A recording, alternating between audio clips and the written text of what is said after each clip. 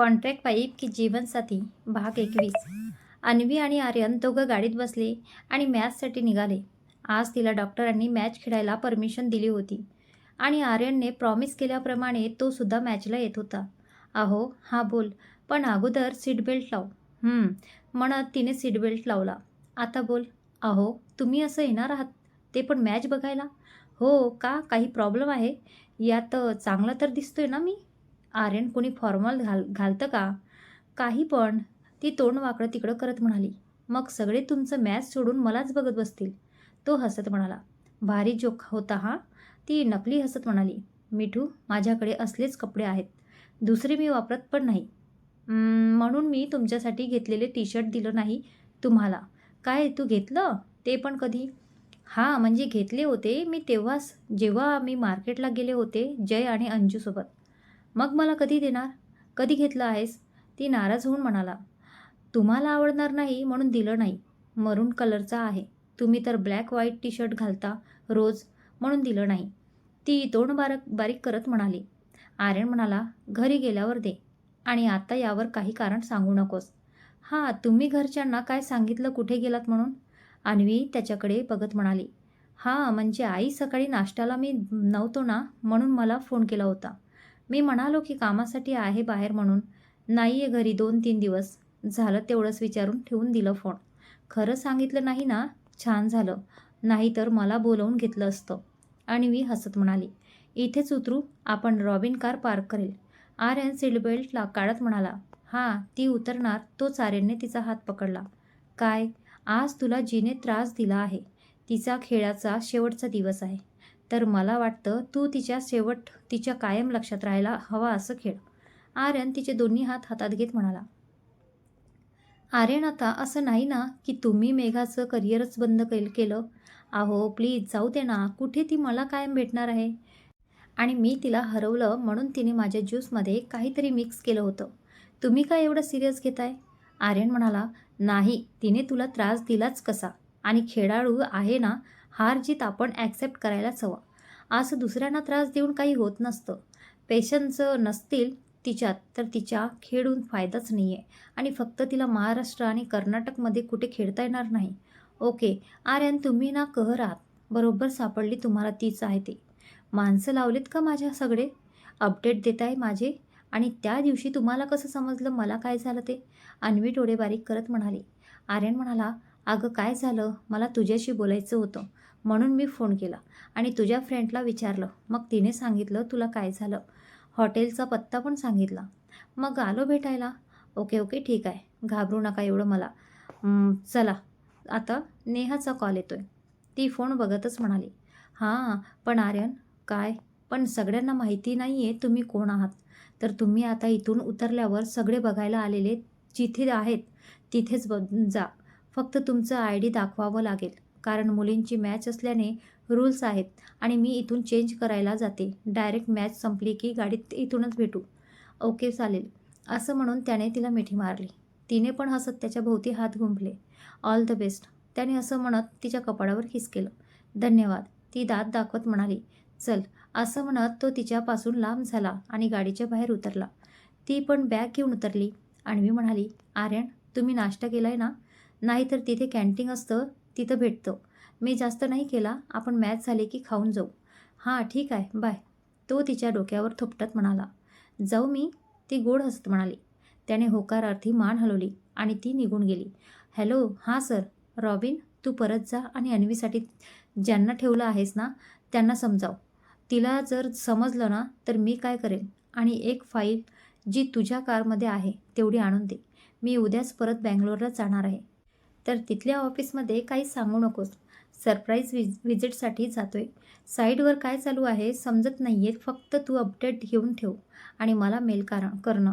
तो बियर्ड वरून हात फिरवत म्हणाला. ओके सर, होऊन जाईल. पण मी अगोदर विजापूरला जाऊन येतो. त्यांचे जे कंडिशन आहेत त्याचं पेपरवर्क राहिलं आहे ते संपलं की मी जातो. ठीक आहे. तो ग्राउंडवर आला जिथे बसण्यासाठी जागा होत्या. थोडेफार लोक होते. त्याने ग्राउंडवरून नजर फिरवली. सगळीकडे मुलीच होत्या आणि थोडीफार मुलं. आर्यनने आज फक्त फॉर्मल शर्ट आणि फॉर्मल पॅन्ट घातली होती. शर्टचा स्लीव्स फोल्ड करत तो खाली बसला. आणि डोळ्यावर गॉगल चढवला आणि फोनमध्ये मान घातली. पण त्याच्या हालचाली कोणीतरी टिपत होतं. सॉरी, कोणी नाही, खूप जणी.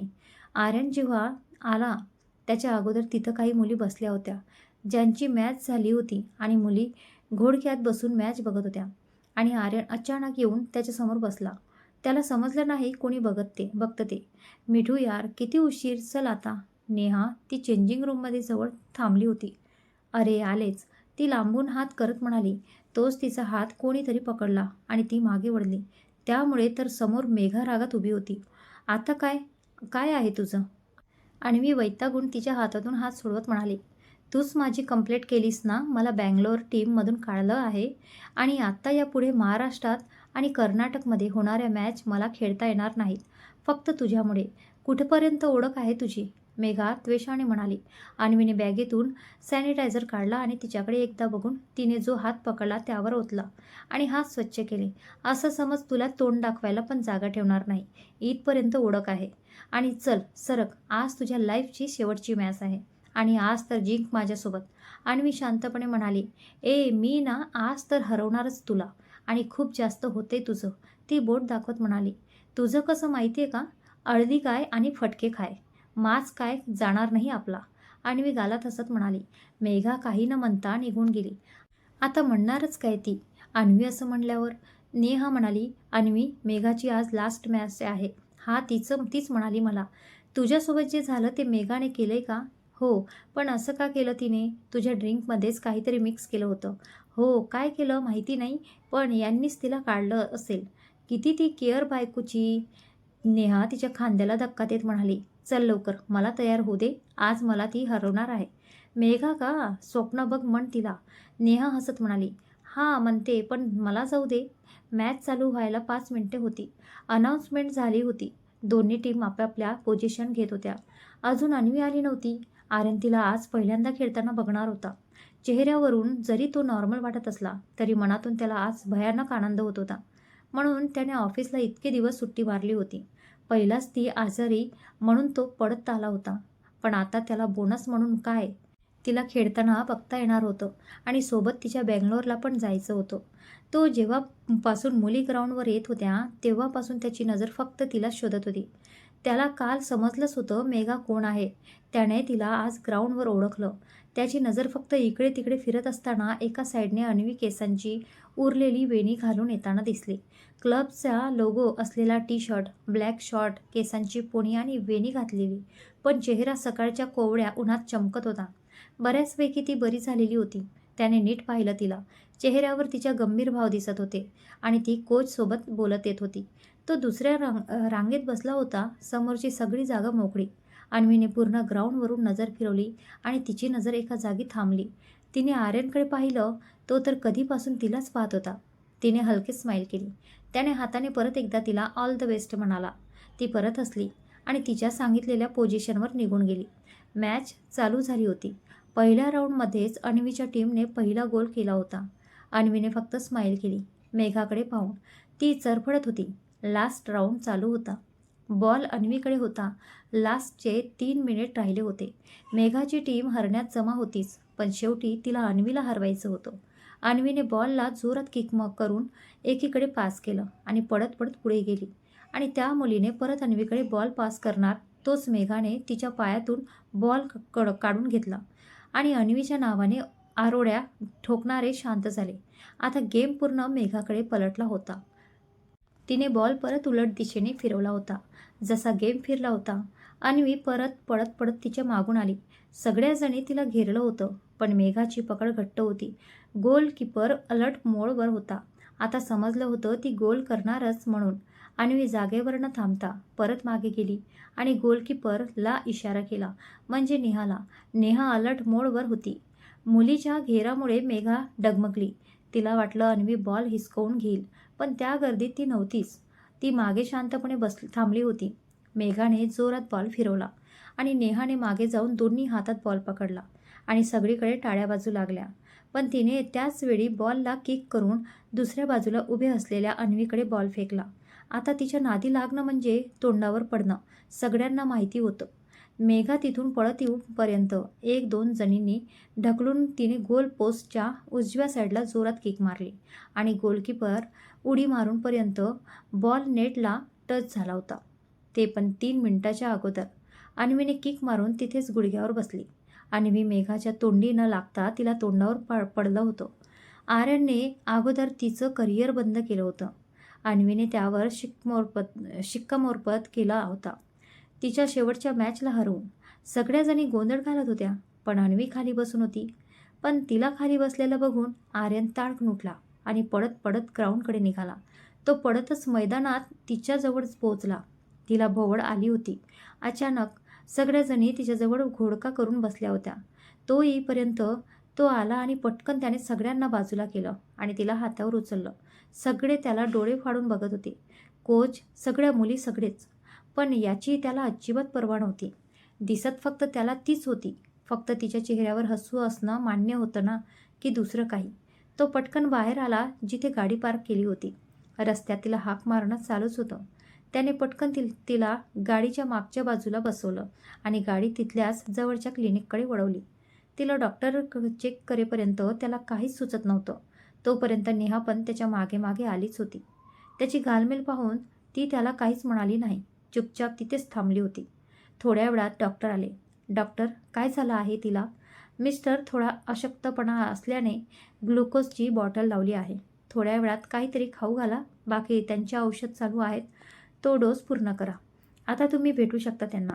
डॉक्टर एवढं म्हणून निघून गेले. जिजू, ही मिठूची बॅग, यात तिचे औषध आहेत. नेहा त्यांच्या हातात मिठूची बॅग देत म्हणाली. त्याने मान हलवत तिच्या हातून बॅग घेतली आणि अन्वी जिथे होती तिथे आला. नेहा बाहेरच थांबली होती अजून. मिठू झोपली होती अशक्तपणामुळे. त्याने बॅग तिथेच ठेवली आणि तो जवळची खुर्ची हळूच तिच्या बेडजवळ ओढून त्यावर बसला. तिचा मलूल चेहरा तो कितीतरी वेळा पाहत होता. अर्ध्या तासाने अन्वीला जाग आली तर समोर आर्यन बसला होता. त्याचं लक्ष मोबाईलमध्ये होतं, पण त्याने तिचा एक हात पकडून ठेवला होता.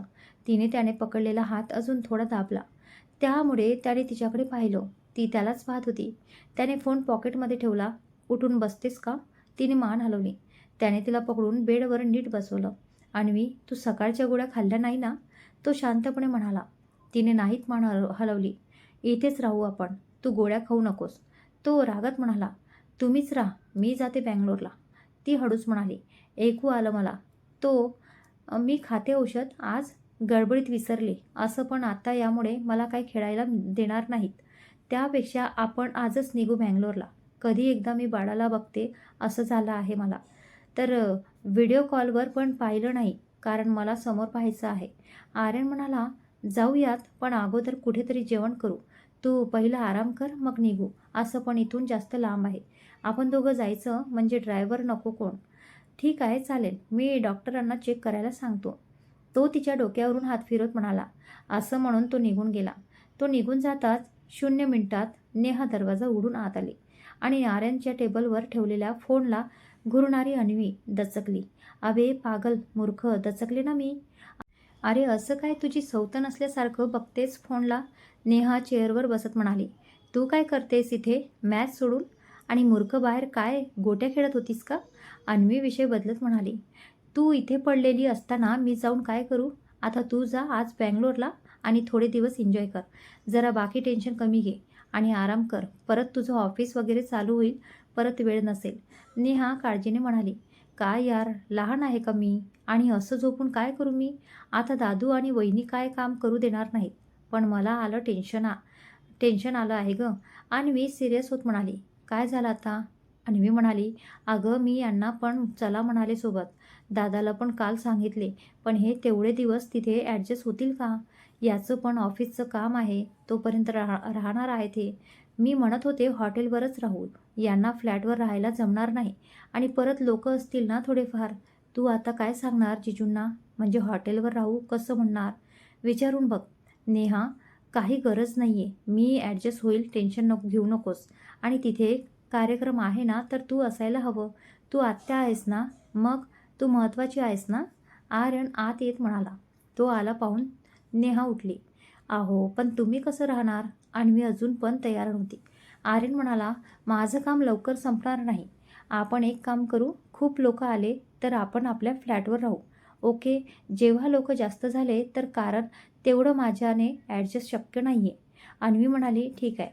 ठीक आहे मिठू, तुझं बाकीचं सामान आहे ते कोणाकडे देऊ? नेहा चेअरवरून उठत म्हणाली, मी माझ्या माणसाला पाठवतो सोबत तुमच्या. आर्यन अन्वी काही म्हणायच्या अगोदर म्हणाला. नेहा म्हणाली, ठीक आहे, काळजी घे आणि जास्त धिंगाणा नको करूस. तिथे जाऊन आणि आराम कर हां. मी येते मागून 2 दिवसात. अन्वी म्हणाली, सगळे येताना ये. अर्णवच्या गाडीत ये, म्हणजे रोहन त्याच्या गाडीत असणार नाही आहे. मी निघते. असं म्हणून नेहा तिचं न ऐकता निघून गेली. आर्यन म्हणाला, तू ना असं बोलतोयस जे ऐकून पुढचा काही पुढे बोलूच शकणार नाही. अहो, ती अजून इथे थांबली असती ना तर माझी मॅच चुकली म्हणून ती पण गेली नसती. म्हणून पळवलं. आज संध्याकाळी परत मॅच आहे. ती निराश होऊन म्हणाली. शेवटी आर्यन म्हणाला, आता सगळ्या गोष्टी ठरल्याप्रमाणे होत नाहीत ना? हो, बरोबर आहे. काही गोष्टी हातात नसतात आपल्या. अन्वी त्याच्याकडे प्रेमाने बघत म्हणाली. कशाबद्दल बोलतोयस तू? तो बारीक डोळे करून म्हणाला. अहो, हे असं डॉक्टरकडे अचानक यावं लागलं त्यासाठी म्हणते मी. ती गडबडून म्हणाली. याचं बोलणं चालू होतं तोपर्यंत डॉक्टर आले.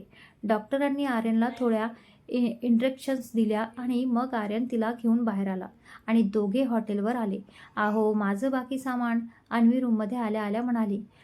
आर्यन म्हणाला, येत आहे घेऊन. दम ना.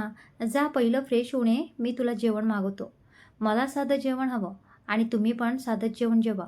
अन्वी असं म्हणत निघून गेली आणि आर्यन पण जेवण ऑर्डर करायला लागला. थोड्या वेळात ती बाहेर आली. अहो, मी घरी फोन लावते आणि सांगते आपण बँगलोरला जातोय. अन्वी फोन हातात घेत म्हणाली. त्याने मान हलवली. तुम्ही बोलणार? नको, तू बोल, मी रात्री लावणारच आहे बाबांना कॉल. आर्यन एवढं म्हणून फ्रेश व्हायला निघून गेला. थोड्या वेळात तिचं जेवण आटोपलं आणि तिने आराम केला. आर्यन कामाचं करत बसला होता. दुपार होऊन गेली होती. अन्वीला जाग आली. तिने आजूबाजूला नजर टाकली तर तिला आर्यन दिसला नाही. म्हणून ती पटकन उठून बसली. तिने समोर गॅलरीमध्ये पाहिलं तर तो कोणासोबत तरी फोनवर बोलत उभारला होता. तिने एकदम त्याला मागून पाहिलं आणि मागूनच फ्लाइंग किस दिली आणि फ्रेश व्हायला निघून गेली. तो आत आला तर त्याला अन्वी दिसली नाही. पाण्याच्या आवाजाने समजलं म्हणून त्याने दोघांना चहा आणि कॉफी ऑर्डर केली आणि चेंज करायला निघून गेला. तिने कपडे बदलले आणि बाहेर आली तर समोर आर्यन कॉफी आणि चहाचं ट्रे घेत होता. खूप बरं केलं चहा मागवला, अशी इच्छा झाली होती, ती खुशीने म्हणाली आणि तिचं बोलणं ऐकून तो गालात हसला. दोघं आवरून चेकआउट करून दोघे बँगलोरला निघाले. आर्यन म्हणाला, मिठू, 8 तासाचा रस्ता आहे. आपण थोडं पार्सल घेऊ, म्हणजे हॉटेल वगैरे नाही भेटलं तर लगेच. आर्यन, तुम्ही ड्रायव्हर घ्यायला हवं होतं. तुम्हीच म्हणाले मी नको म्हणून. ती नाराजीने म्हणाले. आर्यन म्हणाला, असू दे, मला सवय आहे आणि तुला झोपायचं असेल तर कम्फर्टेबल वाटणार नाही ड्रायव्हर असेल तर. आणि आता फ्रेश जरी वाटलं तरी परत थोड्या वेळाने झोप, कारण वेळ लागणार आहेच. आता 4 वाजलेत, 12 वाजतील जायला. तुम्ही एकटे ड्राईव्ह करता इतका पूर्ण प्रवास? ती आश्चर्याने म्हणाली. मी बँगलोरला एकटाच जायचो, कारण मला खूप मजा यायची एकट्याला प्रवास करायला. रॉबिन अगोदरच गेलेला असायचा, पण मी मागून एकटाच जायचो. भल्या पहाटे निघायचं, मग एक जागा ठरली आहे, तिथून सूर्योदय पाहायचा आणि मग परत 9 पर्यंत बँगलोरला आणि 10ला ऑफिस. तो गिअर बदलत म्हणाला. वाव, कसलं भारी.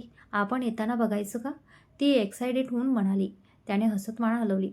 तुला मेन हायवेपासून ॲड्रेस माहिती आहे ना? अन्वी म्हणाली, हां, माहिती आहे. लक्षात आहे. मी डायरेक्ट बसने जरी येत असले तरी दादाला लोकेशन सेंड करायला सांगते. आर्यन म्हणाला, मी काय म्हणतो, आपण पहिलं आपल्या फ्लॅटवर जाऊ आणि उद्या जाऊयात तुझ्या दादाकडे. का नको जाऊ ना आजच? ती बारीक तोंड करून म्हणाली. आर्यन म्हणाला, अगं, लहान बेबी आहे ना घरी आणि रात्री आपण गेल्यावर आवाजाने उठला तर, आणि बाकी सगळे झोपलेले असतात. तो नाही आहे, ती आहे आणि बाकी बरोबर वहिनीची आई आणि बाबा पण असतील. ती मांडी घालत म्हणाली. दोघं बोलत बोलत प्रवासाला लागले होते. बँगलोरच्या की त्यांच्या प्रेमाच्या समजेलच पुढे. आर्यन, तुम्हाला माहिती, लहानपणी जेव्हा मी बसमधून प्रवास करायचे ना तर अशी जेव्हा झाड पडायची तेव्हा असं वाटायचं झाडांना पाय कसं येत आहेत. समजतच नव्हतं तेव्हा काही असं. ती बाहेर खिडकीतून पडणारे झाडं बघत म्हणाली. असं तुलाच सुचू शकतं मिठू, माझा फोन चार्जिंगला लाव आणि तिथे समोर चार्जर असेल याचा. आर्यन तिच्या हातात फोन देत म्हणाला. तिने त्याचा फोन चार्जिंगला लावला.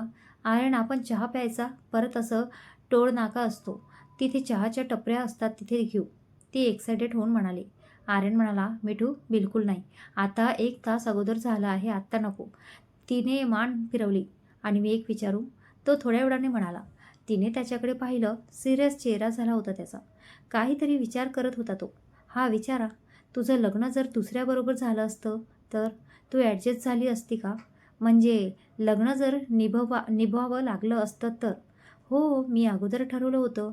काही झालं तरी नवऱ्याला सरळ सांगून त्याला ॲक्सेप्ट करायचं. ती नीट बसत म्हणाली. आणि तुझ्या नवऱ्याने ॲक्सेप्ट केलंच नसतं तर? मी काय अबला नारी वाटले त्याने ॲक्सेप्ट केलं नसतं तर? मी त्याच्या पाया पडले असते आणि म्हणाले असते, मला ॲक्सेप्ट कर. No never. त्याने तर मला मी जशी आहे तशी स्वीकारलं असतं तर मी राहिले असते त्याच्यासोबत. एका स्त्रीला तेच हवं असतं ना, आपला नवरा आपल्यावर आपण आहोत तसे आपल्याला ॲक्सेप्ट करावं. ती उडणारे केस सावरत म्हणाली. आणि तो म्हणाला, असतात तर तुझी अकॅडमी आणि ऑफिस बंद कर तर तू काय केलं असतं? आज तो खूप खुलून बोलत होता तिच्याशी. तिच्याबद्दल जाणून घेणं त्याचा प्रचंड आवडता.